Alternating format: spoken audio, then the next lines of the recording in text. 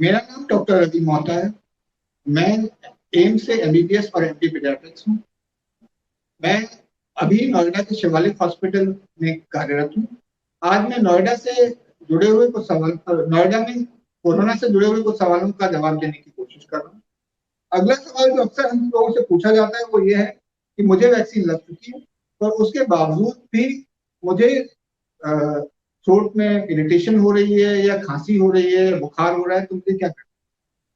देखिए, कुछ मरीजों को वैक्सीन लगने कुछ व्यक्तियों को वैक्सीन लगने के बावजूद भी कोविड-19 हो सकता है। हालांकि ये देखा गया है कि इसके बाद होने वाला कोविड जनरली कम गंभीर होता है और माइल्ड सिम्टम्स के बाद हट जाता है। तो यदि हम लोगों को कोविड 19 वैक्सीन मिलने के बावजूद भी फीवर और कफ हो रहा है, तो हमें अपने आप को मॉनिटर करना चाहिए, ऑक्सीजन सैचुरेशन को।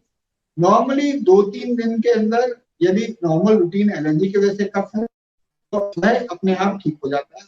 और यदि यह 3-4 दिन के अंदर ठीक नहीं होता और हमारी सैचुरेशन या हमें बुखार बहुत तेज आता है या हमें लगता है कि हमारी बीमारी बढ़ रही है, तो हमें अपना कोविड-19 टेस्ट करा के उसका प्रॉपर।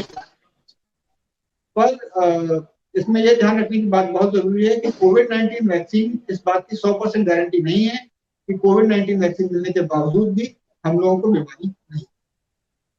Thank you.